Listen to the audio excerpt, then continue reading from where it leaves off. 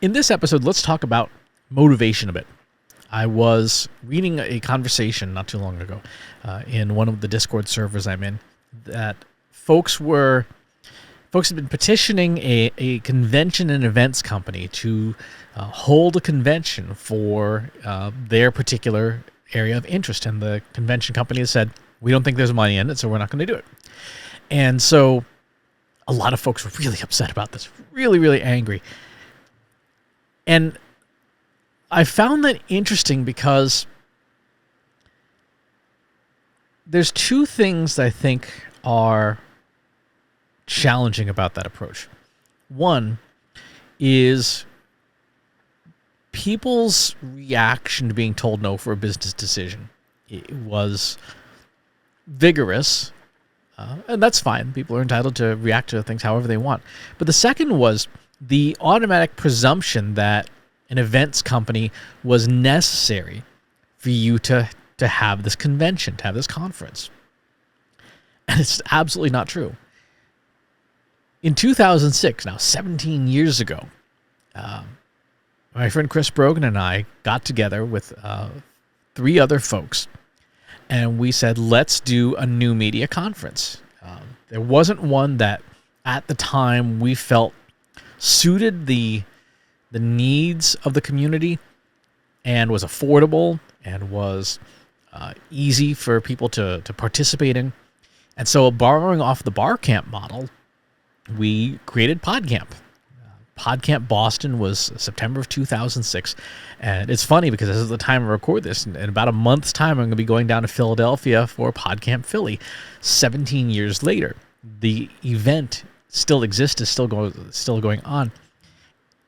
And I bring this up because there was no blueprint. There was no company that wanted to take on this harebrained scheme, right? For those who are unfamiliar, an unconference is barely controlled chaos where you invite a bunch of people together and the people sort of self-organize their own event. You provide a facility, and then anybody is welcome to start a session in as many spaces and places as you have, regardless of qualifications, and things just either happen or don't. And people are encouraged to use what's called the law of 2 feet, which is if you're not getting something out of the gathering you're in, walk to another one.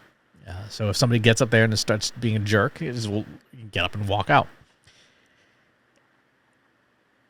These kinds of events are not expensive.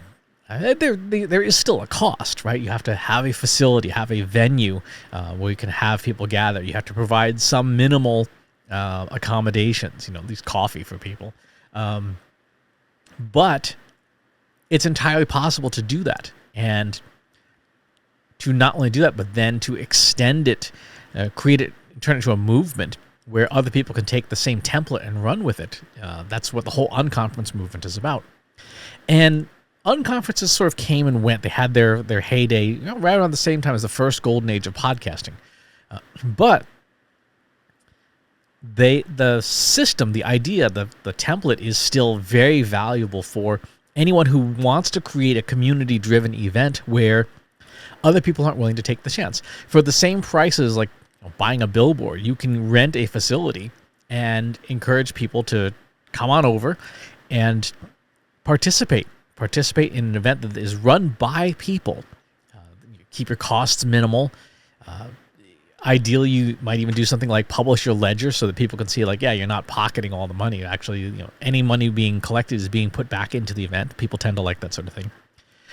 But the important takeaway here is that, especially for something like a conference and an event, you have the ability to create your own. And if there's a market there of even 50 people, right? Just get your local exhibits hall or something like that, or your local city hall, and you can create an event. And if it's successful, then you can create additional events and grow and build this thing until you have an event franchise that either another events company wants to buy out because it is so successful, or that your community just enjoys for what it is. And it may not match the spectacle of a huge event like a Dreamforce or an IBM Think or something, the 100,000 person conferences. But it doesn't have to. And in fact, the bigger an event gets, the more challenging it becomes to get that sense of community feeling out of it. The first PodCamp was 300 people, and yet the number of friendships and business relationships and things that came out of that, and the ripple effects it's had within the new media community, are still felt to this day. There are still people who were at that first PodCamp who really that was their professional debut in some sense, and now they are extremely successful creators and things like that. So there is no restriction except your willingness to work at it, to create an event yourself. You absolutely can do it. You should do it. If your community is asking for it and people are willing to chip in time, in labor, in money, create your own event. And when somebody else says no, that's when you can say, fine, I'll do it myself. And then you can lament not having this business that we will have proven is a successful one. So a little bit of showing folks that there is a market for your interests, for the things that you care about, and then being willing to just go out and demonstrate that in a very tangible fashion. Anyway, that's today's thoughts. Thank you for tuning in. We'll talk to you soon.